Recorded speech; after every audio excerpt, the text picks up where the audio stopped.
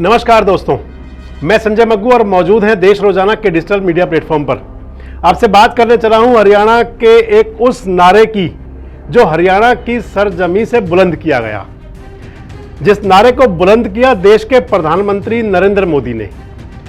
पानीपत की सरजमी थी जो गवाह रही है कई बड़े बड़े संघर्षों का, और पानीपत से नारा बुलंद किया था प्रधानमंत्री मोदी ने मनोहर पार्ट 1 की सरकार में कि बेटी बचाओ बेटी पढ़ाओ। और इस बेटी बचाओ बेटी पढ़ाओ के नारे को आप तमाम, चाहे वो सड़कें हो, दीवारें हो, गलियां हो, ट्रक हो, ऑटो हो, उनके पीछे लिखा हुआ हो, आप देख सकते हैं लिखे हुए स्लोगन कि बेटी बचाओ बेटी पढ़ाओ। बहुत अच्छा नारा था और लगता था कि वाकई आम आदमी के दिल के बहुत करीब है ये नारा। और उस समय खासकर हरियाणा की सरजमी से इस नारे को दिया जाना, जबकि हरियाणा का चाइल्ड गर्ल सेक्स रेशियो बहुत बुरी तरह से नीचे गिर रहा था। प्रधानमंत्री मोदी ने इस नारे को बुलंद किया और इस नारे को आत्मसात कर लिया पूरे हरियाणा ने, और इस प्रकार से आत्मसात किया कि हरियाणा जहां का कि चाइल्ड सेक्स रेशियो बहुत बुरी तरह गिर चुका था, गर्ल चाइल्ड सेक्स रेशियो, उसमें खूब उठाव भी आया। बेटी बचाओ बेटी पढ़ाओ जैसे एक अभियान बन गया, बेटी बचाओ बेटी पढ़ाओ जैसे एक आंदोलन बन गया, और हर व्यक्ति उस आंदोलन के अंदर अपनी आहुति देने के लिए तैयार दिखा। लेकिन इस सब के बीच भी ऐसे लोगों की कमी नहीं थी कि जिनकी कुत्सित नजरें बेटियों पर ही रहती थी। और ऐसा ही एक मामला सामने आ गया अभी हाल ही में। हरियाणा का एक प्रमुख जिला है जींद, और जींद जिला का एक गांव है बीबीपुर। वहीं से एक बीबीपुर के सरपंच रहे हैं और वो नारा देते रहे हैं कि घरों के बाहर प्लेट लगी होती थी, मेरी बेटी मेरा अभिमान।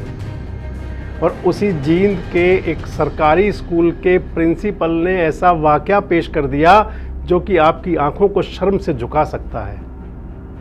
वो प्रिंसिपल जिसके ऊपर, गर्ल्स स्कूल का प्रिंसिपल जिसके ऊपर की दारोमदार था स्कूल की बेटियों की हिफाजत करने का, जिस पर दारोमदार था स्कूल की बेटियों की अस्मत की रक्षा करने का, वो प्रिंसिपल यानी कि शिक्षा के नाम पर कलंक बन गया, और वही बन गया उनकी अस्मत से खिलवाड़ करने वाला।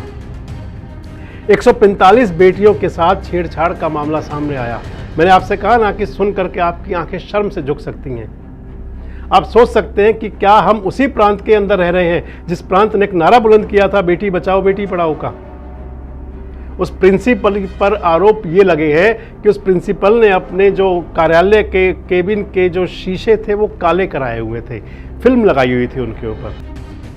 बेटियों को बुलाया जाता था, स्कूल की जो नन्ही मुन्नी बच्चियां थी, नन्ही कलियां थी जो स्कूल के अंदर जाती थी पढ़ने के लिए, शिक्षा लेने के लिए जाती थी, जिनके परिवार के लोग भेजते थे कि बेटियां, हमारी बेटियां पढ़कर बड़ी होंगी। बेटी बचाओ बेटी पढ़ाओ के नारे को अंगीकार करते हुए उस गांव के लोगों ने अपनी बेटियों को स्कूल खूब भेजा। लेकिन जिस स्कूल के प्रिंसिपल की नज़र गंदी हो, और स्कूल के प्रिंसिपल ने उन्हीं बेटियों के साथ में उनकी अस्मत से खिलवाड़ करते हुए इतना तक कर दिया कि कई बेटियों ने स्कूल छोड़ दिया। 145 बेटियों ने एक सामूहिक चिट्ठी लिखी, देश के राष्ट्रपति को भी, महिला आयोग को भी नज़र पड़ी, और उसके बाद में कार्रवाई शुरू हुई। प्रिंसिपल को गिरफ्तार कर लिया गया, प्रिंसिपल पर मुकदमा दर्ज हुआ, जांच हुई, 2 दिन का रिमांड लिया। वो प्रिंसिपल अब न्यायिक हिरासत में पहुंच चुका है। लेकिन बहुत बड़ी बात है, बहुत बड़ी बात यह है कि आखिर अब तक उस पर नज़र क्यों नहीं गई थी। अगर स्कूल के प्रिंसिपल ने अपने दफ्तर के शीशे काले कराए हुए थे, उन पर फिल्म लगाई हुई थी, तो वहाँ गांव के सरपंच भी होंगे, गांव के मुखिया भी होंगे, गांव के और सामाजिक लोग भी होंगे। इसके बाद शिक्षा विभाग के अंदर भी तमाम हैं, ब्लॉक एजुकेशन ऑफिसर से लेकर के और शिक्षा विभाग के डायरेक्टर तक। क्या वहाँ के बीओ की आंखें बंद थी? क्या वहाँ के डीओ को कुछ दिखता नहीं था कि उनके स्कूल के अंदर रहने वाला एक प्रिंसिपल जिसने कि अपने कार्यालय के केबिन के शीशे काले कराए हुए, आखिर उसका मकसद क्या है?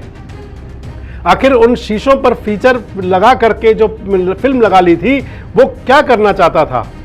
क्या किसी के दिमाग में ये बात नहीं गई होगी कि उस प्रिंसिपल के कुत्सित इरादे कहां पल रहे हैं? किसी ने सोचा भी नहीं होगा कि उसके दिमाग में कौन सा गंदी नाली का कीड़ा चल रहा होगा। और उस प्रिंसिपल ने 145 बच्चियों को इस कदर मजबूर कर दिया कि उन्हें अपनी अस्मत बचाने के लिए, अपनी हिफाजत करने के लिए एक चिट्ठी लिखनी पड़ी। कार्रवाई तो हो गई, लेकिन सवाल तो बहुत सारे खड़े हुए। सवाल तो यह भी उठेगा कि आखिर हमारी कहां जा रही है शिक्षा पद्धति, जिसके अंदर की एक प्रिंसिपल पर किसी की नजर नहीं गई। अगर वो प्रिंसिपल कुत्सित इरादे का था तो क्या उस स्कूल के अंदर और शिक्षक नहीं थे? उन शिक्षकों ने भी प्रिंसिपल का आखिर साथ क्यों दिया? कोई 1 या 2 दिन के बाद तो रही नहीं होगी जब उसने 145 बेटियों के साथ छेड़छाड़ की होगी। मुख्यमंत्री मनोहर लाल ने यूं कहने के लिए तो उस प्रिंसिपल को निलंबित कर दिया है, बर्खास्त कर दिया है, लेकिन सवाल तो सरकार पर भी उठेंगे। आखिर सरकार की आंखें तब क्यों खुलती हैं, सरकार के कान तब क्यों खुलते हैं जब सब कुछ हो जाता है? बहुत शर्मनाक घटना है ये, और इस घटना को लेकर के इसकी जितनी भी निंदा हो उतनी कम है। इस मसले को लेकर के मान लिया कि मुख्यमंत्री जी ने उस प्रिंसिपल को बर्खास्त तो कर दिया, लेकिन उन 145 बच्चियों की जिनकी यादों के अंदर उस प्रिंसिपल ने, जिनके दिमाग के अंदर एक भय का माहौल पैदा कर दिया होगा, उसको वापस कैसे लाया जाएगा? वो बेटियां जिन्होंने स्कूल जाना बंद कर दिया उस प्रिंसिपल के कुत्सित इरादों को देखते हुए, आखिर उनकी शिक्षा बहाल कैसे होगी? और फिर उसके बाद में अगर इस प्रकार के, और अगर जब इतनी लेट कार्रवाई होगी तो उसने कितने और लोगों को हिम्मत दे दी होगी कि ऐसे गलत कारनामे करने की या ऐसी गलत सोच रखने की। और क्या वाकई ऐसे एक आदमी पर केवल इतनी सी कार्रवाई बहुत है? क्या उस पर कोई और एक्शन, बड़ा एक्शन उस समय नहीं होना चाहिए था? जिस व्यक्ति ने अगर उस स्कूल के अंदर, स्कूल परमिस के अंदर रहते हुए, स्कूल परिसर के अंदर रहते हुए इस प्रकार की घटना को अंजाम दिया, तो सबसे पहला सवालिया निशान तो हमने लगाया, फिर लगा रहे हैं कि शिक्षा विभाग के अधिकारियों की भी जांच होनी चाहिए कि आखिर उन्होंने कभी उस स्कूल की तरफ देखा भी था या नहीं। क्या वो स्कूल पूरी तरह से उस प्रिंसिपल के हवाले कर दिया गया था और उस स्कूल को देखने के लिए वहां के डीओ, बीओ और अन्य जो अधिकारी हैं वहां नजर भी नहीं रखते होंगे? और इस सब के चलते वो प्रिंसिपल 145 बच्चों की अस्मत के साथ खेलता रहा। ये ठीक है कि उस पर कार्रवाई हो गई, लेकिन बड़े सवाल ये है कि क्या सरकारी स्कूलों के अंदर शिक्षा का स्तर उस लायक है कि हमारी बेटियां वहां पढ़ सकें? अभी अभय सिंह चौटाला कह रहे थे एक वीडियो के अंदर, उन्होंने कहा कुछ मीडिया कर्मियों से कि 550 से ज्यादा ऐसे स्कूल हैं जिनमें शौचालय नहीं है। आप सुनिए खुद क्या कह रहे हैं अभय सिंह। 550 से ज्यादा स्कूल ऐसे हैं लड़कियों के जिनके अंदर आज भी शौचालय नहीं है। देश के प्रधानमंत्री का नारा था घर घर शौचालय। यहाँ स्कूलों में शौचालय नहीं है, घर घर शौचालय की बात करते हैं, बेटी बचाओ और बेटी पढ़ाओ की बात करते हैं। शिक्षा मंत्री को इसके लिए माफी मांगनी चाहिए, मुख्यमंत्री को भी इसके लिए शर्मिंदा होना चाहिए। तो हर घर शौचालय तो हमारे प्रधानमंत्री का भी सपना है। देवालय से पहले शौचालय बनाने की बात तो प्रधानमंत्री ने भी कही थी अपने पार्ट 1 की सरकार में, लेकिन अगर सार्वजनिक स्थानों पर भी, और वो भी कन्याओं के स्कूल में अगर शौचालयों की ये स्थिति होगी, तो क्या सरकार को एक श्वेत पत्र जारी नहीं कर देना चाहिए कि कितने स्कूल ऐसे हैं कि जहां पर हमारी सरकार प्राथमिक सुविधाएं देने में भी विफल है? और आखिर फिर कैसे ऐसे बेटियां बच जाएंगी और कैसे पढ़ जाएंगी? बेटी बचाओ और बेटी पढ़ाओ का नारा तो ठीक है, आज सबसे बड़ा काम यह कि बेटी को उन दरिंदों से बचाओ कि जिनकी नज़र हमारी बेटियों पर है। उन लोगों की शिनाख्त किया जाना बहुत ज़रूरी है कि जो गाए बगाए बेटियों पर नज़र रखते हैं। और अगर बेटियों को वाकई सुरक्षित करना है तो सबसे पहले ज़रूरी होगा कि बेटियों को वो शिक्षा पहले से देनी शुरू कर दी जाए जिसके अंदर कि इस प्रकार के इरादे रखने वाले लोगों का वो समय पर जवाब दे सकें। ये ठीक है कि कार्रवाई हो गई, लेकिन सवाल तो कई खड़े हो गए। आपको क्या लगता है कि बेटी बचाओ बेटी पढ़ाओ का केवल नारा देने से काम चल जाएगा, और या फिर इस पर आमूल चूल कार्रवाई करनी जरूरी है?